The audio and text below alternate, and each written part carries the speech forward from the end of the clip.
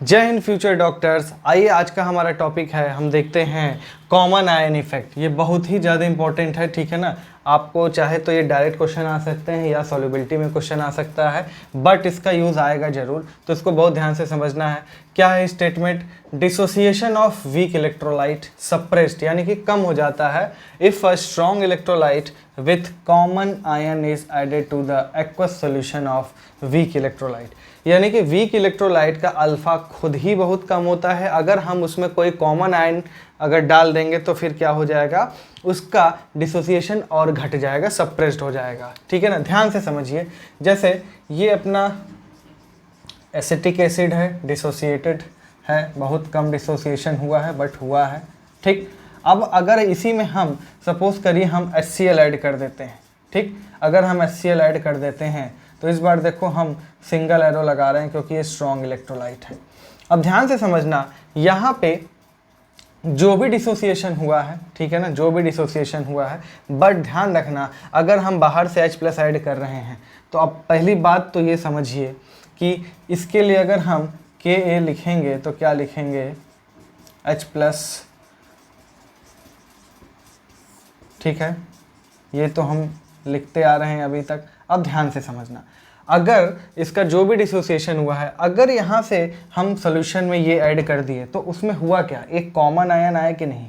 ये common ion है जिससे H+ सेम है, ठीक है ना। ये H+ बाहर से आ गया, तो बाहर से अगर आ गया तो ली चैटलेस प्रिंसिपल याद करो, ठीक। तो इक्विलिब्रियम किधर शिफ्ट हो जाएगा, भाई इसका कंसंट्रेशन बढ़ गया, ये किधर शिफ्ट हो जाएगा, बैकवर्ड में, यानी कि और एसिटिक एसिड बनने लगेगा। एक तो कम डिसोसिएशन हुआ था, ठीक है, और ऊपर से ये क्या हो जाएगा, जो भी ये ब्रेक हुआ था वापस से ये क्या करने लगेगा, और बनने लगेगा, यानी इसका डिसोसिएशन और भी घट गया, ठीक है ना। ये बात है। और दूसरी बात, न्यूमेरिकल के लिए आपको क्या करना है, Ka का वैल्यू आप निकालते हैं या दिया रहता है, H+ के जगह आप कौन सा H+ का कंसंट्रेशन रखेंगे, जो यहाँ से आ रहा है। ध्यान से समझना, सपोज कर लो कि अगर ये 1 मोलर आ रहा है तो आपको H+ के जगह पे क्या रखना पड़ेगा, 1 मोलर रखना पड़ेगा। क्लियर है, ये समझ में आ गई तो अच्छी बात है, नहीं तो हम इस पर एक क्वेश्चन देख लेते हैं तो हमको ये क्लियर हो जाएगा। इसको नोट कर लो पहले, क्लियर है ना। चलिए एक क्वेश्चन हम इस पर देख लेते हैं तो हमें ये आइडिया लग जाएगा। क्वेश्चन है, फॉर 10 के power -3 molar acetic acid solution, acetic acid, if Ka equals to 10 के पावर में -7, ठीक है ना। Ka दिया हुआ है, पूछ क्या रहा है, find alpha when no HCl is added, और सेकेंड में in the presence of 0.2 molar HCl, ठीक। पहला मतलब क्या है, कोई कॉमन आयन नहीं है, दूसरे में क्या है, HCl भी क्या कर दिया है, ऐड कर दिया है। तो ध्यान से देखिए, पहले में तो कोई दिक्कत नहीं है, पहले में क्या हो जाएगा, अल्फा इक्वल्स टू Ka/C, ठीक। K कितना दिया हुआ है, 10 के पावर में -7 अपॉन में 10 के पावर -3, तो रूट के अंदर 10 के पावर -4 हो जाएगा, यानी कि 10 के पावर में -2, ठीक। कोई दिक्कत नहीं है। अब ध्यान से समझिए, सेकेंड केस में अब हम एसिटिक एसिड, हमको पता है कैसे ब्रेक करते हैं, ऐसे, ठीक। तो K इक्वल्स टू क्या हो जाएगा, H+ का कंसंट्रेशन इंटू CH3CO माइनस का कंसंट्रेशन अपॉन में CH3COH, ठीक।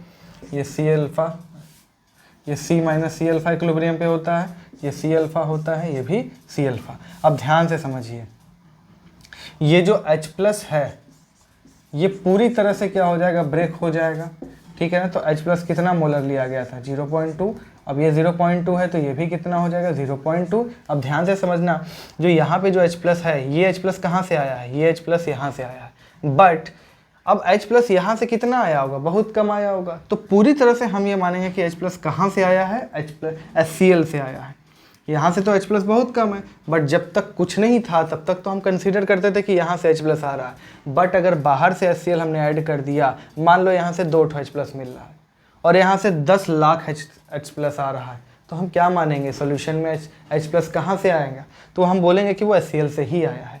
यानी कि H प्लस के जगह पे अब हमको क्या रख देना है, 0.2 रख देना है, बाकी ये C अल्फा ही रहेगा।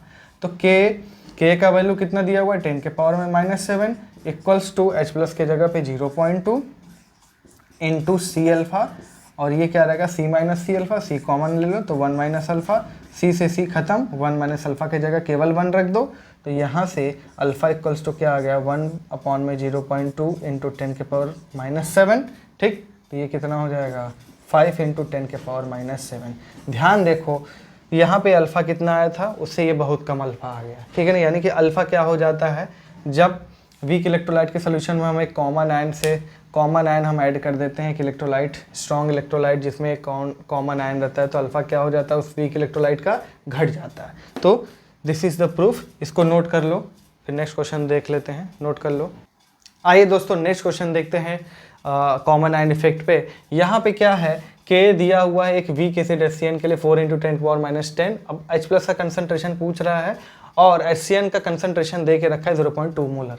कब, दो कंडीशन में, पहला क्या है, KCN ऐड नहीं किया गया, यानी कोई कॉमन आयन नहीं है, ये यहाँ पे CN माइनस क्या होता है, यहाँ से CN माइनस से कॉमन होता है, और दूसरे में 1 मोलर KCN ऐड किया जा रहा है।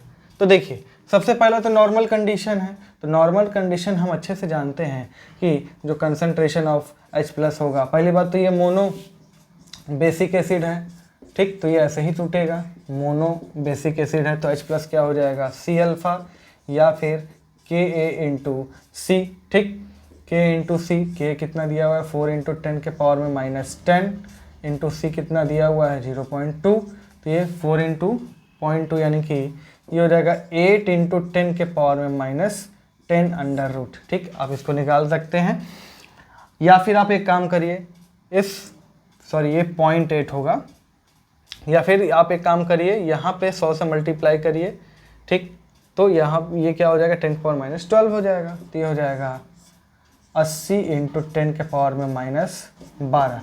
अब क्या होता है, 81 का क्या होता है स्क्वायर रूट 9, तो यहाँ पे लगभग 9 ले लो, कोई दिक्कत नहीं है, तो ये आ गया नियरली इक्वल टू 9 × 10 के पावर -6 H प्लस का कंसंट्रेशन नॉर्मल कंडीशन। अब अगर 0.1 मोलर अगर KCN है, तो ध्यान से समझना, KCN जो है ये स्ट्रॉन्ग इलेक्ट्रोलाइट है जिसमें कॉमन आयन क्या मिल रहा है, CN माइनस।